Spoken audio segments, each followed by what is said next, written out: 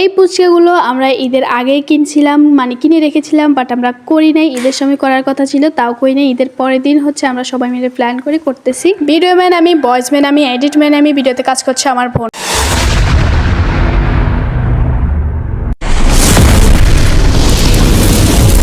Hey guys, আসসালামু আলাইকুম, welcome back to my channel. কেমন আছেন? আশা করছি সবাই ভালো আছেন। যেহেতু আজকে ফুচকা বানাবো, এর জন্য সব কিছু রেডি করতেছি। আমি প্রথমে হচ্ছে তেঁতুলটাকে পানির মধ্যে ভিজিয়ে রেখেছি, এটা দিয়ে টক করা হবে। আর হচ্ছে বাজার থেকে আমরা চটপটি নিয়ে এসেছি, এগুলো রেডি করে রাখতেছি। এখানে সবগুলো আমরা ঘরে বানাই নাই, কিছু দোকান থেকে এনেছি, আবার কিছু বাসায় বানাইছি। এগুলো হচ্ছে আমরা বাসায় বানাইছিলাম, আর এগুলো হচ্ছে দোকান থেকে আনছে। এখন হচ্ছে শসাগুলো কুচিয়ে নিব।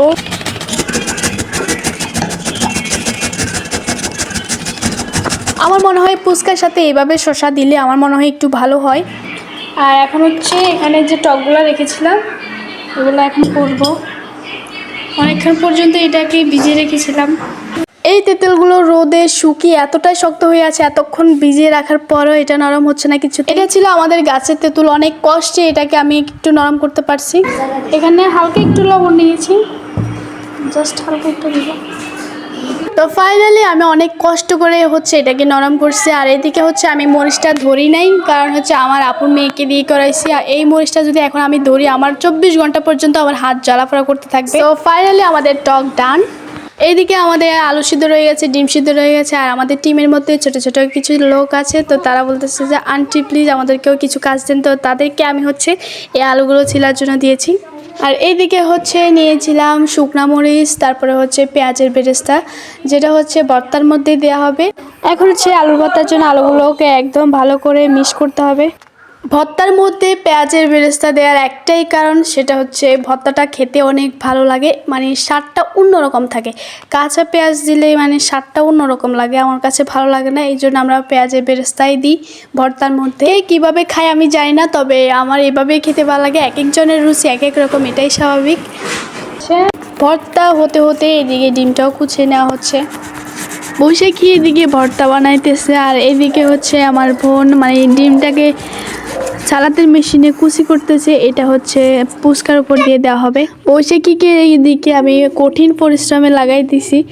ওর মনে হয় জীবনে ফার্স্ট টাইম ও ভর্তা বানাইতেছে। এই তো আমাদের সব কিছু রেডি হয়ে গেছে, আর এখন হচ্ছে ফুচকাগুলো রেডি করব।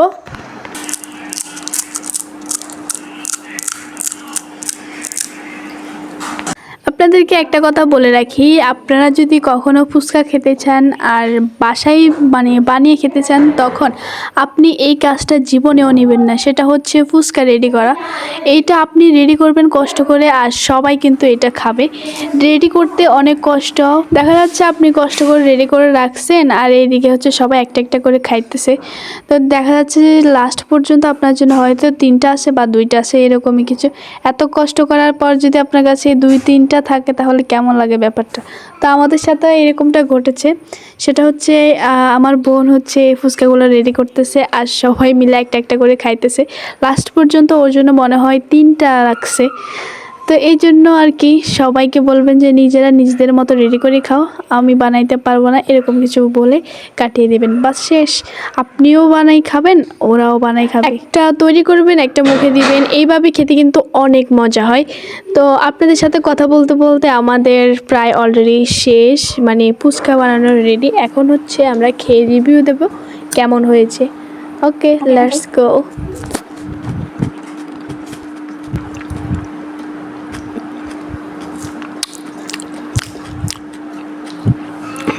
মজা, সিরিয়াসলি খেতে এত মজা হয়েছে কি বলবো, মানে সবাই মিলে একসাথে খাইছে। তো এটা কিন্তু রেস্টুরেন্টের স্বাদের মতো না, এটা একদমই আলাদা। আর আমরা এমনিতে রেস্টুরেন্টের কোনো ফুচকা খাই না। ফুচকা খেলেও আমরা ওই যে রাস্তার পাশে যে মামাগুলো দাঁড়ায়, ওদের কাছ থেকে আমরা খাই। আর আমি ভয়েস দিতে গিয়ে আমার আবার লোক পাইতেছে, মানে আমি আবার খেতে যাচ্ছিলাম। তো যাই হোক, ভিডিওটা আপনাদের কাছে কেমন লেগেছে অবশ্যই কমেন্ট করে জানাবেন। তো ভিডিওটা আজকের মতো এই পর্যন্ত। ভালো লাগলে অবশ্যই লাইক করবেন। দেখা হচ্ছে নতুন কোনো ভিডিওতে, ততক্ষণ ভালো থাকবেন, সুস্থ থাকবেন। আল্লাহ হাফেজ।